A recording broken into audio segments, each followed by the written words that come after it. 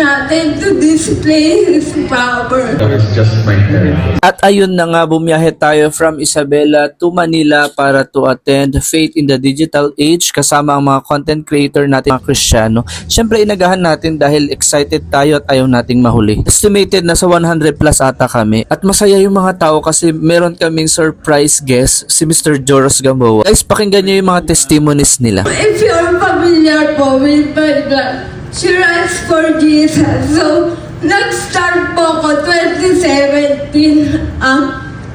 Same year po ako noon na naging Christian. Gusto ko po ng place where I can share yung mga natututunan ko. So, kaya ko po create yung blog ko ng She Rise for Jesus.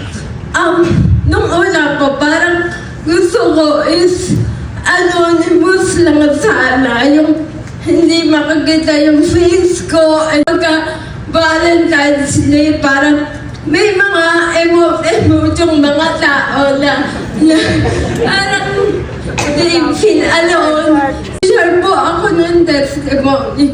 Siyempre po, in my mind na hindi ko alam kung paano ba magre-respond yung mga tao.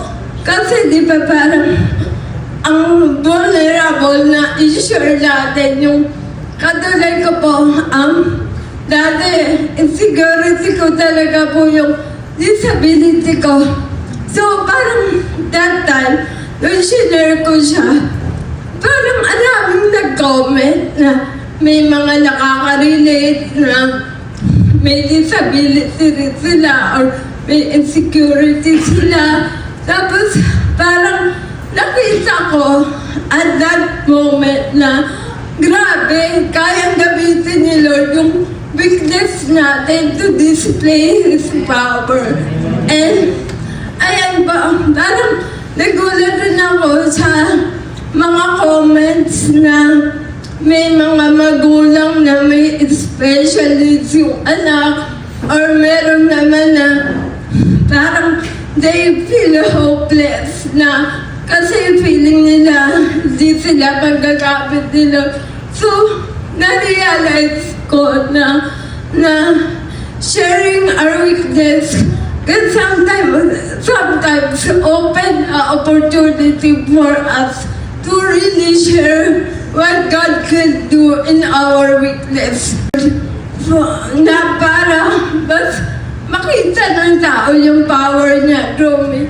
And na-amaze po ako kasi kapag po may nag-i-invite sa akin, may mga times po kasi na hindi po nila alam na may disability ako. So every time po na may mag-i-invite, parang mag-aas, pag nakita na po nila ako, i-aas rin po nila yung testimony ko.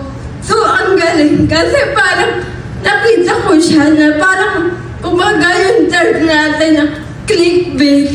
Yung parang kahit ayaw nila makinig, nakikinig sila kasi naku-curious po sila.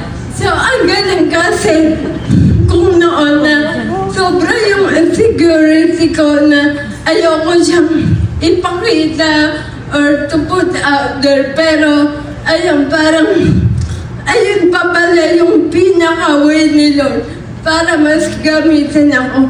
And sinasabi ko nga po sa iba kong testimony na pag-share ko na of course, kayang-kaya naman ni Lord akong pagalingin kasi He is not powerful. Pero at the same time, nakikita ko rin yung purpose niya behind it. And ayun pa, parang we just have to be willing to embrace kung ano man yung calling sa atin ni Lord even when it includes weaknesses.